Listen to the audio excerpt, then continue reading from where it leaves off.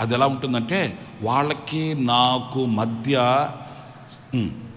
సహవాసం బాగా ఉన్నంత కాలమే చెప్పండి ఉంటుందండి.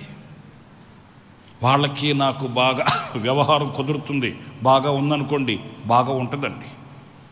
నాలో వాళ్ళకి ఏదైనా నచ్చనిది కనబడింది అనుకో, ఇక మనకు చెప్పకుండా మెల్లగా మన చెయ్యొదులు పెట్టి తమ పూర్వపు స్థితిలోకి వెళ్ళిపోతారండి. ఎందుకంటే వీళ్ళు దేవుని వాక్యము చేత కనబడిన వాళ్ళు కాదు.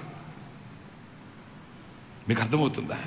దేవుని వాక్యము చేత జన్మించిన అనుభవాలు వీళ్ళకి లివ్వు. దేవుని వాక్యము చేత కనబడిన వాళ్ళే అయితే ఆ వాక్యం వాళ్ళని ఏం చేస్తుంది అనంటే, వాళ్ళని ఒక శిశువును కదా నడిపించినట్లుగా వాళ్ళు సంపూర్ణులైనంత వరకు ఆ వాక్యం వాళ్ళని నడిపిస్తుందండి.